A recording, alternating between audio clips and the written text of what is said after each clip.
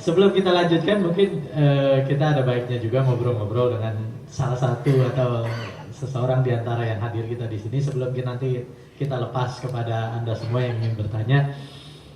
Izinkan saya berdiri bentar ya. Ya, dia adalah seorang yang pernah atau pernah bercita-cita lah untuk menjadi seorang pastor katanya.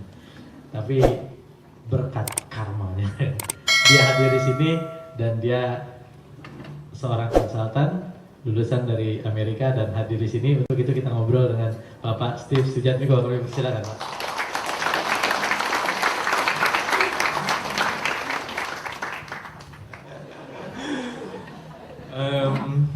Saya mau sharing tapi kan kan nggak enak nanti kalau kan seolah-olah pindah agama gitu ya. Jadi ini kan nggak masuk ke koran Suara Pembaruan apa enggak tuh ya? Enggak.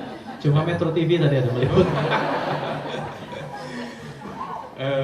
Kisah saya mungkin kalau dibandingkan sama Bante kan jauh ya. Maksud saya jauh lebih tidak ada apa-apanya.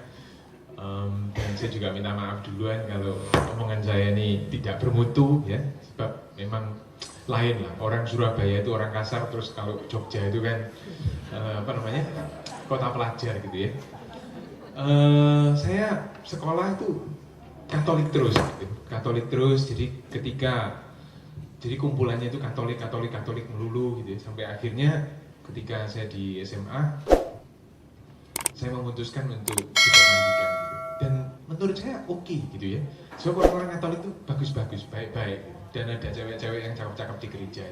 Waktu itu kan kayak puber gitu ya. Jadi puber itu kita kalau dibandingkan dengan orang-orang yang pergi ke kelenteng, ketika saya ikut emak saya sama yang ke gereja itu, yang ke kelenteng itu sudah jauh lah. Jauh apanya? Kelenteng ini jauh. Nah terus kemudian ketika saya masuk Katolik itu, saya merasa bahwa betul-betul ada kedamaian gitu di dalam Katolik itu. Dan saya betul-betul mempelajari mulai dari awal sampai akhir. Dan untuk teman-teman yang tahu tentang Kristen Katolik itu kan, Katolik itu sedikit lebih tebal ya, Alkitabnya daripada Kristen itu. Mereka punya ada 12 buku yang lebih ya, apokripa bahasa Inggrisnya. Saya belajar itu sampai belakang sampai akhir, jadi saya hafal, kemudian saya pergi ke Amerika. Nah di situ saya melawan orang-orang Kristen, sebab orang-orang Kristen itu sangat jago di dalam Alkitab, dan mereka itu menarik orang-orang Katolik. Kalau mereka ngomong gitu, orang-orang Katolik kebingungan, sebab yang dibaca oleh orang Katolik itu Legio Maria, terus buku-buku katekismus atau apa yang menurut saya tidak bermutu.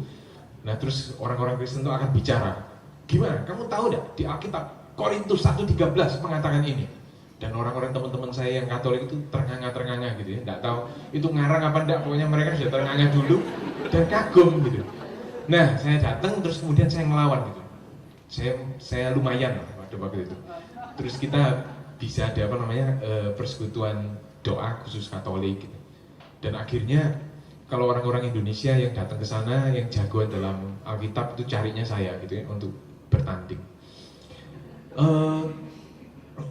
Saya merasa makin lama makin jago gitu, dan saya melihat bahwa saya diundang ke banyak gereja, dan menurut saya orang-orang gereja itu bagus-bagus gitu. Kalau saya datang, kalau di Katolik itu datang sakarepmu gitu ya, wis datang berlutut habis itu pulang Tapi kalau di gerejanya Kristen itu mereka ada yang nyambut di pintu sana. Kalau mereka datang, mereka melihat langsung tahu ini yang nyambut. Oh ini belum pernah datang. Wah langsung disambut, didudukkan, langsung mereka juga duduk di samping kita gitu ya. Terus mereka ngomong ini apa, mereka menjelaskan pada kita. Jadi banyak sekali teman-teman yang non Kristen gitu. Kalau mereka datang ke gereja itu katut gitu ya. Nah sesudah kita pulang itu masih diteleponi lagi, didatangi gitu ya. Wah itu hebat sekali. Bahkan di kasus saya itu mereka datang ke rumah gitu. Terus kemudian mereka bawa macam-macam. Dan kalau mereka melihat apartemen saya yang karena cowok-cowok melulu agak kotor, mereka bersihin gitu. Jadi hati kita ini kan terharu. Nah, terus kemudian sudah itu terus mereka menceritakan tentang keselamatan gitu ya, versi-versi dari Kristen gitu. Nah, maksud saya bukan membuat bapak-bapak terus jadi Kristen. ini kok membaik-baikkan beliau gitu. Tapi betul-betul baik gitu mereka. Dan banyak sekali teman-teman yang jadi gitu. Nah, kemudian suatu hari saya melihat itu di TV sana itu ada orang yang namanya Jimmy Swaggart. Jimmy Swaggart itu hebat sekali gitu. Kalau dia khotbah hari Minggu, saya ingat itu sebab saya kan agak kagok kalau ngomong di depan umum. Jimmy Swaggart itu kalau ngomong dia bawa Alkitabnya itu, dia ngomongnya itu yang datang itu 200 ribuan orang gitu ya. Jadi betul-betul luar biasa. Dia ngomongnya begini-begini sampai orang-orang itu dia jalan ke sana cepet sekali larinya, seperti hebat sekali. Terus dia ngomong apa? Dia ngomong, saya merasa kasihan kepada kalian orang-orang Katolik, saya merasa kasihan kepada kalian orang-orang Buddha, saya merasa kasihan kepada kalian orang-orang homoseks sampai segala macam. Sebab kalian akan dibakar oleh api, katanya. Dan itu membuat bulu kuduk saya dan bulu-bulu saya yang lain itu berdiri semua. Jadi, bisa. Jadi, dan kalau kita melihat yang lain itu ada bermacam-macam ya. Ada Jerry Falwell, ada tokoh-tokoh yang betul-betul suci gitu ya. Dan kalau ngomong itu kan suci gitu. Itu tuh menakutkan itu. Banyak teman-teman yang tadinya itu kusro ya, yang agak kacau-kacau itu begitu mendengarkan khotbah mereka itu langsung jadi Kristen. Yang Katolik juga langsung jadi Kristen. Gitu. Oh, ini Budanya gimana nih? Suatu hari Penthouse, ada yang tahu ya majalah Penthouse? Itu adalah playboy yang lebih kacau. Ada. Mau pinjam saya nggak punya. Nah, di majalah Penthouse itu keluar Jimmy Swaggart. Jimmy Swaggart keluar dan di sana itu Penthouse itu ngomong-ngomong untuk bapak-bapak dan ibu-ibu yang masih suci, itu ada gambarnya cewek-cewek yang telanjang gitu ya. Dan di majalah Penthouse itu keluar wanita yang jelek sekali, telanjang dan tampil di sana. Ternyata dia itu adalah pelacur yang digunakan oleh Jimmy Swaggart gitu. Jadi Jimmy Swaggart yang begitu luar biasa suci itu ternyata pada hari-hari tertentu dia pergi dengan pelacur ini gitu. Dan ini saya tidak mau cerita agak terlalu gitu. Tapi yang Jimmy Swaggart itu juga agak aneh gitu. Saya juga semoga di kehidupan yang berikutnya saya tidak dihukum karena menjelek-jelekkan ini. Saya agak ngeri, tadi diceritai Bante itu kan ngeri. Tapi nggak sampai motong kaki kan, ya nggak apa-apa lah. Nah itu Jimmy Swaggart tuh minta cewek ini untuk tampil telanjang bulat gitu ya di depan mobilnya gitu. Cewek ini disuruh nari-nari di kap mesin sehingga orang-orang itu yang lihat itu kaget gitu. Nah Jimmy Swaggart itu terbangkit nafsunya itu ketika melihat wajah orang-orang yang kaget itu. Jadi di sana itu di Penthouse itu dibongkar habis-habisan gitu ya. Wah saya jadi kepikiran gitu kok Jimmy Swaggart ini seperti ini. Terus kemudian berikutnya itu tokoh-tokoh yang lain bermunculan dan mereka juga ketahuan mereka melakukan ini, melakukan itu. Jadi itu yang pertama yang buat saya mulai goncang. Yang kedua itu adalah bahwa teman-teman dari agama yang bertuhan itu artinya yang kalau nggak salah istilahnya itu agama samawi ya. Agama samawi, jadi mereka mengakui bahwa ada penciptaan gitu, ada seseorang yang bertanggung jawab gitu ya untuk terciptanya dunia ini. Mereka suka nakut-nakutin gitu ya. Mereka ngomong, memang Steve, saya tidak tahu ada Tuhan apa enggak. Tapi kalau saya harus milih, maka lebih baik saya milih yang ini gitu ya. Sebab dituliskan di Alkitab ya, tidak ada seorang pun akan sampai kepada Bapa selalu melalui aku. Itu di Alkitabnya ada tulis seperti itu. Nah di Kristen, di Islam, Yahudi itu kan juga ada tulis gitu ya, bahwa tidak ada orang yang akan masuk surga selalu melalui Yesus Kristus. Jadi itu yang mereka katakan. Jadi saya pikir kenapa orang harus masuk agama ini karena takut gitu, karena takut neraka gitu. Dan hal yang ketiga bagi saya lucu sekali bahwa Tuhan yang menciptakan dunia yang begini luar biasa. Saya ketemu dengan orang-orang yang indah luar biasa dalam hidup saya, yang membuat hidup ini sangat berarti ya. Tuhan yang menciptakan keindahan seperti ini, bagaimana mungkin dia menciptakan neraka juga gitu. Dan persis seperti Bante ya, kenapa dia menciptakan hal-hal yang buruk gitu? Kenapa ada orang-orang yang cacat, orang-orang yang dari kecil sampai dia mati itu tidak pernah senang. Kenapa? Dan kenapa saya happy gitu? Kenapa saya punya orang tua yang saya syukuri? Kenapa ada orang-orang yang orang tuanya itu menyiksa mereka, mukulin mereka, bahkan perkosa mereka gitu kan ya? Kenapa? Kenapa Tuhan? Apa yang telah saya lakukan gitu? Kalau saya hanya hidup satu kali, apa yang telah saya lakukan pada Tuhan sehingga Dia membuat saya lebih bahagia daripada orang lain dan katakanlah buat orang lain lebih bahagia daripada saya. Jadi pertanyaan-pertanyaan ini saya tanyakan kepada teman-teman dan mereka selalu ngomong, Steve, ada 3 hal di dalam Kristen: iman, pengharapan, dan kasih. Nah, ini adalah 3 pegangan kita, Steve. Iman itu artinya bahwa kamu harus percaya, gitu. Percaya. Kamu tidak usah tanya, kamu harus tahu bahwa kamu nothing dibandingkan dengan Tuhan, gitu ya. Percaya. Dan kedua, kamu harus punya pengharapan, yaitu bahwa ketika kamu percaya, maka kamu akan punya masa depan yang indah luar biasa. Dan ketiga, kamu harus tahu bahwa Tuhan kita adalah Tuhan yang pengasih. Nah, ini oke-oke aja ketiga hal itu. Tapi saya tidak suka hanya percaya. Dan kemudian ketika saya ketemu sama teman saya yang Buddhis, saya ngomong, apakah kamu percaya pada Buddha? Saya ingat waktu itu saya tanya. Dia bilang, Steve, di Buddha kamu tidak percaya, Steve. Kamu harus membuktikan itu. Nah, terus oleh dia dibukain buku, di sana di cerita itu ditulis gitu ya. Buddha mengatakan pada salah seorang guru Buddhis mengatakan kepada muridnya, kalau kamu ketemu Buddha yang menghalangi kamu menjadi tercerahkan, menjadi enlightened, bunuhlah Buddha itu. Kalau kamu ketemu seorang guru dan dia mencegah kamu untuk menjadi tercerahkan, bunuhlah guru itu. Artinya bukan langsung ditujes gitu, bukan.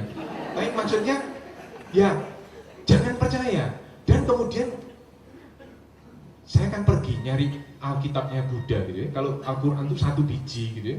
Kalau Katolik itu 1 biji walaupun tebel gitu. Kalau Buddha, Masya Allah, banyak sekali gitu ya. Kok banyak sekali?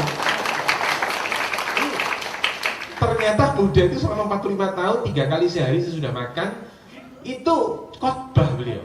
Dan khotbahnya itu terekam gitu ya oleh Ananda. Enggak 3 kali Pak makannya. Salah. Dan nah di salah satu itu memang wah sampai saya lupa ngomong apa. Nah itu dikatakan bahwa basiko. Jadi untuk orang-orang yang masuk ke Buddha, silahkan. Beliau mengundang kita untuk membuktikan. Dan itu mendadak bagi saya merupakan suatu kejutan gitu ya. Baru pertama kali ini saya melihat bahwa ada sebuah agama yang menantang gitu ya. Kalau kamu tidak percaya, katanya Buddha, jangan mendengarkan si ini, jangan mendengarkan si itu, jangan mendengarkan, buktikan dirimu sendiri. Betapa bedanya gitu dengan misalnya Kristen Katolik misalnya. Dia mengatakan, kalau kamu tidak beriman, percuma. Tidak bisa Tuhan itu. Yang kedua, kalau di Islam saya juga mempelajari sangat mendalam, itu kan jahiliyah ya. Maka saya minta maaf pada rekan-rekan yang mungkin beragama Islam, itu memang ada tulis di sana bahwa orang-orang yang percaya dan yang tidak percaya itu beda ya, dibedakan di dalam agama itu. Tapi di agama Buddha malah gitu ya, malah ngomong jangan asal percaya, buktikan. Dan itu menurut saya luar biasa sekali. Nah, itu yang kemudian membuat saya betul-betul menekuni itu. Sekarang saya melihat bahwa saya bukan seorang Buddhis yang baik. Kadang-kadang saya Buddhis yang baik, tapi kadang-kadang bukan gitu. Dan menurut saya Buddha itu memang bukan agama ya, menurut saya. Lebih ke filsafat ya mungkin. Tapi mungkin saya salah. Saya dipeleroi sama Bhante Utama saya sampai merinding. Maksud saya agama itu kita belajar ya, dan kita berubah gitu. Karena kita jadi ritualnya itu lain-lain ya. Agama Tantrayana, Theravada, Mahayana itu lain-lain. Tapi kan core-nya sama, intinya sama.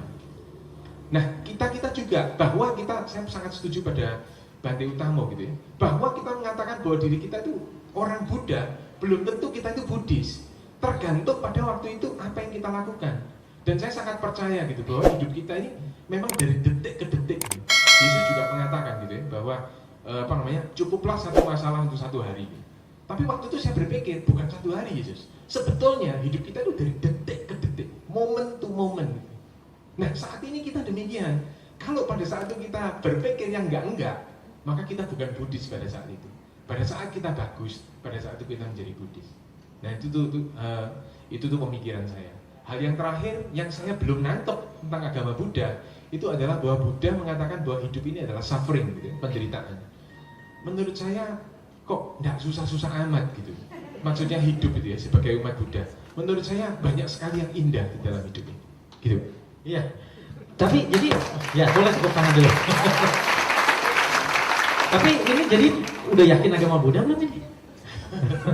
Iya Pak, menurut saya ini luar biasa gitu ya. Yakin? Pasti? Deal. Terima kasih Mas Dev.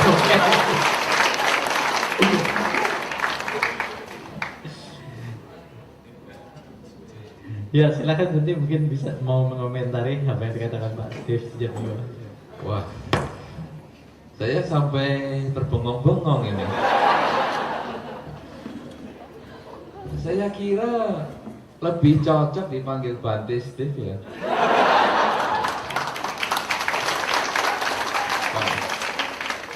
Sudah berkeluarga atau belum ini?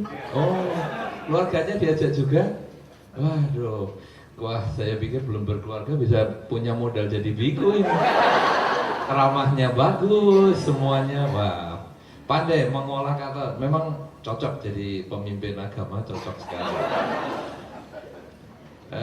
Ya, satu hal yang mungkin saya harus tambahkan di sini, bahwa seperti yang tadi saya jelaskan, pemilihan agama itu bukan karena benar dan salah. Ya, tadi Pak Steve ini juga sudah sampaikan sepintas, tapi saya perlu garis bawahi supaya jangan sampai terjadi pemikiran yang keliru di dalam diri kita masing-masing. Bahwa pemilihan agama adalah karena kecocokan, bukan benar dan salah. Agama itu tidak pernah bisa diketahui yang mana yang benar, yang mana yang salah. Satu contoh, semua agama mengatakan kalau sudah berbuat baik atau terima agama A, B, C dan seterusnya, kalau mati masuk surga.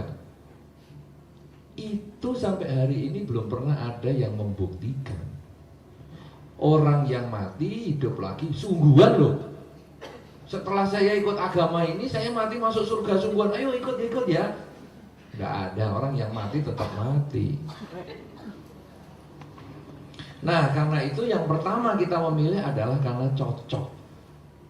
Sehingga tadi Pak Steve cocok dengan agama Buddha karena menurut beliau itu menantang. Ya, lebih menantang. Ini loh buktikan, memang betul. Buktikan. Datang dan buktikan, bukan datang dan percaya. Itu nomor satu. Kemudian yang kedua adalah kitab suci agama Buddha ini memang lebih dari 40 jilid dan gedenya sebantal-bantal. Jadi Anda jangan bayangkan satu, itu yang di buku di depan Anda itu hanya sebagian kecil dari kitab suci agama Buddha. Itu bukan kitab suci agama Buddha, itu hanya satu, kalau dalam bahasa tetangga ya satu ayat lah. Kenapa kok bisa sedemikian banyak kitab suci agama Buddha? Seperti yang tadi sudah disampaikan Pak Steve, tapi dengan sangat menggebu sehingga diperbaiki oleh Pak Yani. Sang Buddha itu ceramah bukan 3 kali sehari. Habis makan itu kan obat. Tapi 6 kali sehari tanpa keterangan sehabis makan. Karena beliau makan sehari cukup sekali. 6 kali sehari. Jadi kalau 1 bulan 30 hari 180 kali. 1 tahun kalau 180 dikali 12 kan hampir 2000 kali tuh. Dan Sang Buddha mengajar 45 tahun. Jadi hampir 90.000 ceramah yang sempat ditulis sampai hari ini masih terselamatkan 84.000 ceramah. Jadi Anda bayangkan, koleksi ceramah 84.000 ditulis. Nah itu yang jadi puluhan buku. Diterjemahkan sejak tahun 60 dari bahasa India sampai hari ini. Tahun 60 sampai hari ini berarti sudah 40 tahun lebih. Diterjemahkan ke dalam bahasa Inggris sudah 52 buku. Masih kira-kira separuh. Jadi sangat banyak, ya. Nah ini, kemudian tanggapan yang ketiga, suffering, hidup duka. Duka di dalam pengertian Dhamma ini memang agak sulit. Duka itu bukan penderitaan. Yang dimaksudkan sebetulnya ketidakpuasan. Jadi bukan suffering dalam arti menderita, tetapi ketidakpuasan. Artinya bertemu dengan orang yang dicintai itu tidak puas karena pasti terbatas